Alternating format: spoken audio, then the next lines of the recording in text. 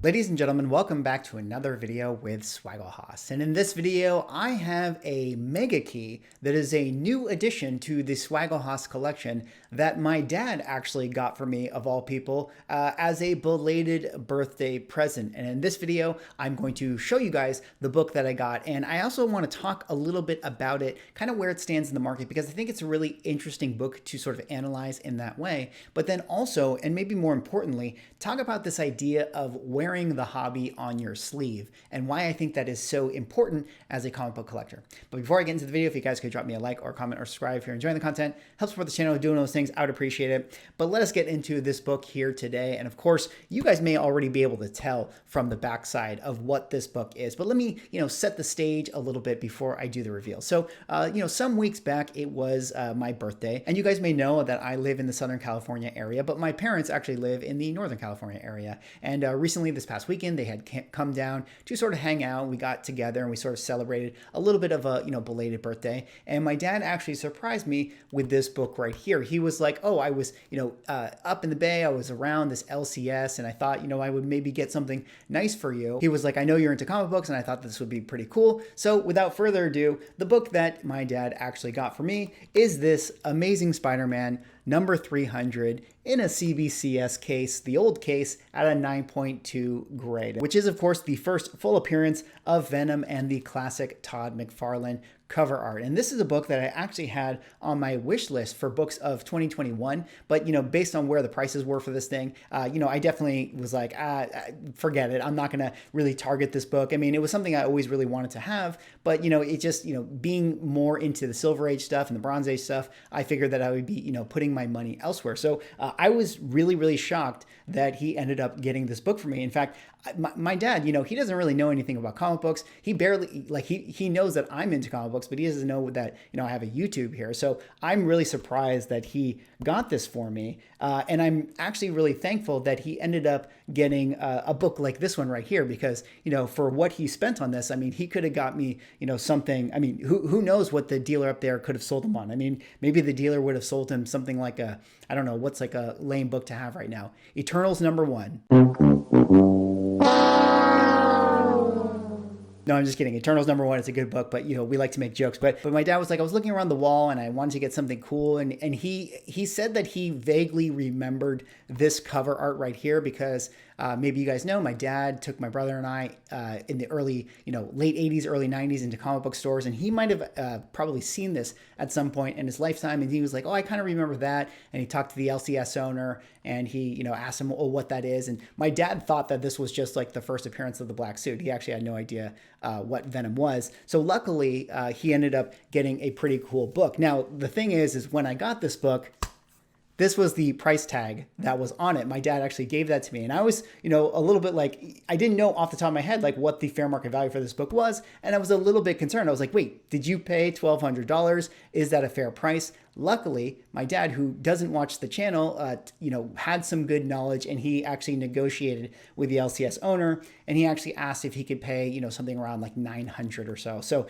my dad got a discount on this book, which was really good because $1,200 would have been probably too much to pay for this book right here. But I'm glad that he ended up picking this one up for me, and I'm super happy to now have it in the collection. And this one is a really interesting book to talk about. I mean, ASM 300 to me is one of those books that, in this last sort of calendar year with the 2021 comic book boom, I feel like it's one of the books that really took off in the market because, when we had a new generation of comic book collectors kind of get into this hobby, especially if we're thinking about collectors that came from the sports card side of things, a lot of the Copper Age stuff, like we think about, Jim Lee X-Men's and New Mutants 98, this book right here, ASM 300, and even Ultimate Fallout 4, those ones saw really big spikes because a lot of people have specific nostalgia for those characters and those books. But this book is really interesting to analyze in terms of its numbers because I feel like ASM 300 is the king of the Copper Age. Like this represents sort of the ceiling when it comes to values and prices of books that come out during the Copper Age. And it really does, kind of beg the question of like, okay, how much more valuable can books of this nature get in the future, knowing what the census counts are for them and knowing, some of the comparables of other books that are in that ilk. Where could we possibly go from here? So let's kind of take a look at the numbers together for just a little bit. And then later on, I want to get to that point where I talk about, why you need to wear the comic book hobby on your sleeve. But let's really quickly talk about this first. So of course we have ASM number 300, and I'll go down here to the 9.2 grade. Actually, before I do that, let's take a look at the census here. We have 24,000 on the census, universal copies, 29,000. So the 24,000 being, how many blue labels there are, and then 29,000 being how many, say qualified or signature and things like that. They're on the census here.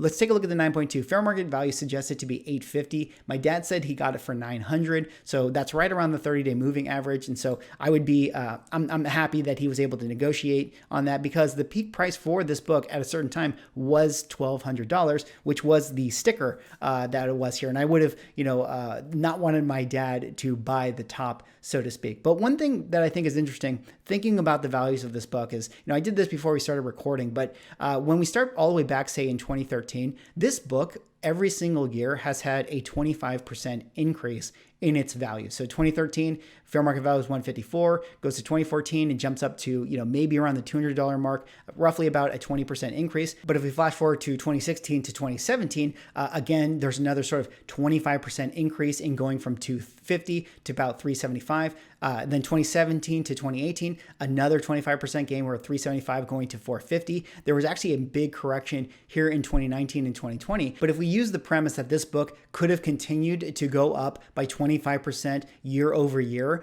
basically where we are now at sort of the $850 fair market value, that actually would have reset us back to effectively what this book is doing is 25% year over year. But the question is like, where do we go from here? I mean, we've had sort of these record prices in terms of what we saw in 2021, and we sort of had this pullback. And the question is, are we going to continue to pull back on this particular book and this particular character? And the truth of the matter is, I have no idea and I can't predict the future. But what we've seen where the fair market value has sort of set its floor right now, and comparing it to years over years, it does feel like this is kind of in line to where this book would have been growing at the rate that it has been growing in these last, say, 6, 7, 8 years or so. Now, that is in consideration to the fact that there have been Venom movies probably pushing up this book, but I really do like this book in being, a key, not only just related to the movies, but Venom being probably one of the biggest characters that there actually is in Marvel. I mean, I really do feel like Venom is an S-tier character that most people know,